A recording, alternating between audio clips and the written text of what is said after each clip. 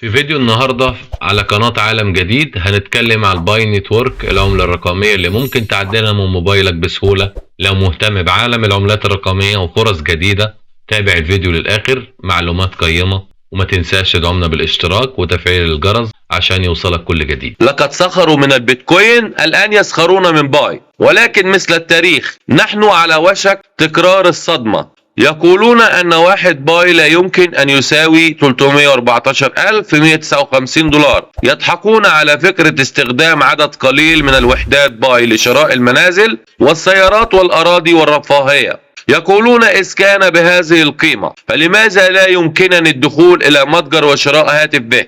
لكن دعني أذكر العالم، المستقبل لا يطلب أبدا الإذن من الماضي للوجود. في عام 2010 دفع لا زالوا 10,000 بيتكوين مقابل 2 من البيتزا. اليوم هذه ملايين الدولارات في ذلك الوقت. ضحك الناس اليوم، إنهم يندمون على عدم التعدين، غدا سوف يندمون على عدم احتجازهم باي.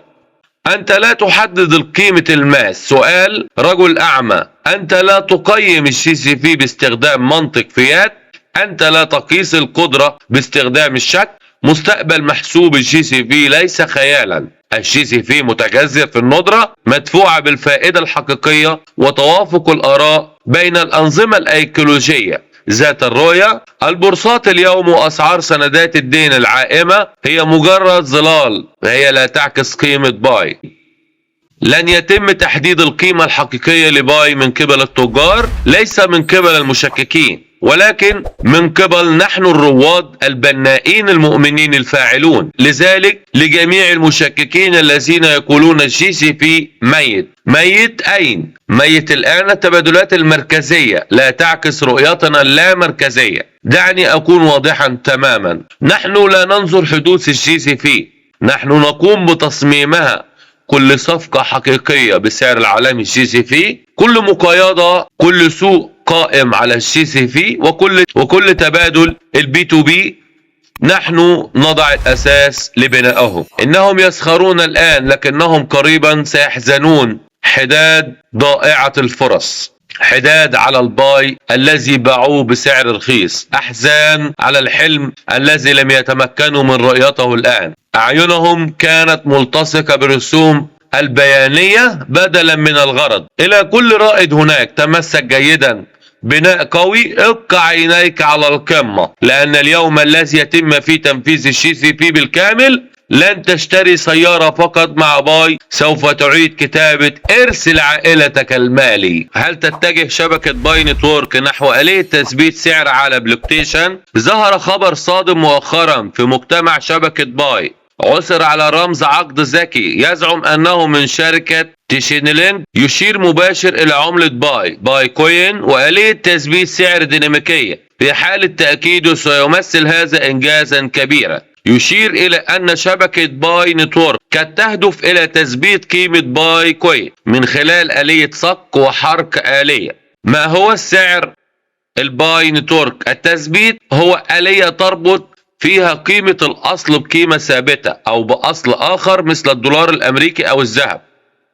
تستخدم هذه الآلية بشكل شائع في العملات المستقرة مثل الدولار، مما يساعد على الحفاظ على استقرار الأسعار ومنع التقلبات المفرطة. ومع ذلك فإن ما يميز آلية تثبيت عملة باي كوين هو استخدامها للتثبيت الخوارزمي الديناميكي، حيث يقوم العقد الذكي تلقائيا بما يلي: صك إنشاء المزيد من عملات باي كوين عندما ينخفض السعر عن السعر المستهدف، أو حرك تدمير عملات باي كوين عندما يتجاوز السعر المستهدف. التفاصيل الرئيسية في العقد الذكي فيما يلي التفاصيل المهمة الموجودة في رمز العقد: العملة المشفرة المرتبطة باي كوين، السعر المستهدف 10 في 314,159 دولار بتساوي 314,159 دولارا أمريكية. تحول هذه القيمة أصغر وحدة في الإثيريوم. حد الصك: عندما ينخفض السعر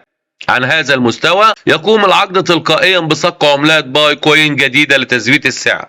حد الحرق عندما يرتفع السعر فوق هذا المستوى يقوم العقد بحرق عملات بايكوين لتقليل العرض وإعادة السعر إلى التوازن. التداعيات على شبكة باي: إذا نجحت شبكة باي في تطبيق هذه الآلية فستكون بايكوين بمثابة عملة مستقرة خوارزمية ذات مرونة أكبر.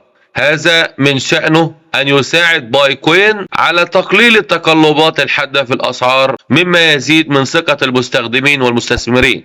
زيادة قبولها في المعاملات اليومية وأنظمة التمويل اللامركزي الديفاي، التحول إلى أصل رقمي مستقر، مما يدفع بايكوين نحو التحول إلى نظام دفع عالمي. أسئلة تحتاج إلى التحقق. على الرغم من أن هذا إشارة إيجابية، إلا أن هناك عدة أسئلة جوهرية لا تزال قائمة. هل رمز هذا العقد رسمي من البايكور تيم؟ هل قامت تشيلينك بدمج بايكوين رسميا؟ هل لدى بايكوين خطط ملموسة لاعتماد آلية الربط هذا في نظامها البيئي؟ تأثير رئيسي على السوق. تم تثبيت سعر عملة بايكوين عند 314,159 دولارا أمريكيا، وقد يؤدي ذلك إلى ارتفاع هائل في أسعارها بمجرد إدراجها رسميا في البورصات الرئيسية. في الوقت نفسه ستؤدي هذه الآلية إلى الحفاظ على الاستقرار الأسعار ومنع التلاعب بها. ترسيخ عملة بايكوين كأصل رقمي قيم للمعاملات اليومية، جذب المزيد من المستثمرين المؤسسين والمستخدمين إلى النظام البيئي. وبكده نكون وصلنا لنهاية الفيديو. لو استفدت من المعلومات أو عندك أي سؤال عن باي نتورك اكتب لنا في التعليقات وهنرد عليك في أسرع وقت. وما تنساش تدعمنا بالاشتراك في القناة وتفعيل الجرس عشان تتابع كل جديد. شكرا لمتابعتكم ونشوفكم في الفيديوهات الجاية على قناة عالم جديد. سلام.